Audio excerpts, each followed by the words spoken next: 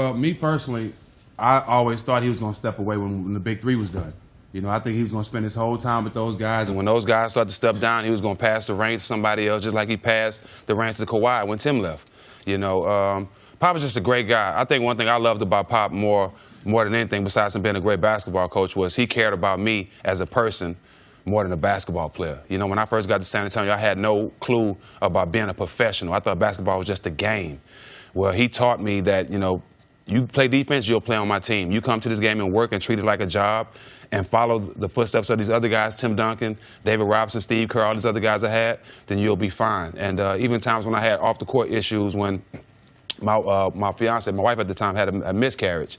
You know, I was going to the game in Chicago, and I was on the bus ready to go to the game. I remember him and Tim come and pull me off the bus, and both of them had tears in their eyes because I was showing strength about what I was dealing with, and I was willing to play. And it was like, basketball's not that serious, you know. We care more about you as a person than basketball. And they had me stay at the hotel, but I wasn't physically there, but I didn't show it. And for them to take the time out to care about me, to even think about to see how I really felt, and to send me back to the hotel, that showed me they cared more about me than basketball. And when you say you thought he would step away when the Big Three were done, or I think he probably thought that. He committed to coach USA Basketball in 2020. Right. And it wouldn't have made sense for him to retire from NBA coaching and then still have this. He's not the type of guy that's going to eschew that obligation. Right. You know what I mean? Like that he's going to say, okay, I'm not now going to do USA Basketball. So I think that's where the 2020 timeline came, is he feels like he's tied to coaching through that time. And what you're talking about, it seems like, listen, Pop's a brilliant tactician. He's reinvented his offense, his defense multiple times. He's great at all those things. But whenever we hear stories about him, they are so rarely about basketball. They are so rarely about what he does out of timeouts. It's about the joy he has for the game, but also the way he cares about his players as human beings and the Spurs family. Like that even once you're done playing there, you're still a member of the Spurs family, which I think that starts from him as the head of the family. Yeah, as a great coach, you have to be a great teacher.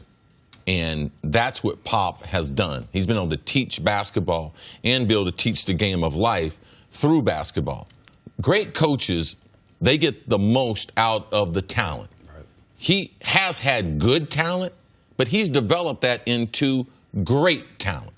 If you look at the Tony Parkers, if you look at the Ginobilis, would their careers be totally different? Leonard. Would they be totally different if they had played somewhere else? Right. His understanding of European basketball and other players from different countries. He's the best at coaching basketball internationally, all right? He has more foreign players on his roster. But the real trait to a great coach is, can you make me do something as a great athlete that I won't do myself? And that's what Pop has in common with Phil Jackson, with Pat Riley. And that's what makes him one of the great coaches that we've ever seen. That's why sometimes, even now, we went on this little run with Brad Stevens. I get a little upset when we put Brad Stevens on the same corner as Popovich when he's done so many different things as far as basketball, his interaction with different players, his international appeal, how he's changed his offense and defense a couple of times. That is the track record of a great coach and championships. And we're talking about Brad Stevens as a great coach. And there's so many things that he has not accomplished. Yeah, and one thing about Pop, too, a lot of people don't talk about, I think he's the king from the 20th pick on the rest of the draft. He's the best at finding stars in that area. You know, I don't think any other organization has gotten more stars in the second round and like Pop has. So let's talk about what this means. So if he is to step away in 2020, do you think this affects the Spurs going after a guy like LeBron James? Does this affect the Spurs trying to hold on to Kawhi Leonard? How much does that tie into the longevity of Popovich's career? I think if anybody wants to play in San Antonio, if anybody wants to be in San Antonio, they want Pop there. It ain't no question about that. Yeah, they're playing for him. I mean, everybody in the NBA would love to. You hear about guys that never played for Pop speak highly of Pop. KG, certain guys that never played for him. So if they want that team to be what it's supposed to be and get back to the winning field, Pop has to be there. Yeah, and also you have to, Pop's a man of his word. LaMarcus Aldridge, when he left Portland, he signed a 5-year deal with the San Antonio Spurs. In that meeting, he promised Marcus he would be there his whole career. So he's been there a couple years, all right? He's got a couple years left. So that right there is the window, and also his personal life. lost his wife, his partner of a lifetime. That right there has to have an impact. USA Basketball, the death of his wife, the promise that he made to the last free agent who they had signed. If you think him with this type of announcement or this information getting out is not going to affect LeBron James, then you don't know LeBron James, and LeBron would have to change his criteria to go there for 2 years and then be able to go somewhere else, and we don't think he's going to do that. Well, that's the thing is, there's two ways to look at this. One is, knowing Pop stepping aside, you can just X the Spurs off the list if LeBron only wants to sign a 4 or a sign-and-trade 5-year deal. The other way to look at it would be, LeBron now knows that the idea of, maybe at the end of my career I'll play 1 season for Pop so I can experience, that's no longer an option. Like, if he ever wants to play for Gregg Popovich, it's this offseason.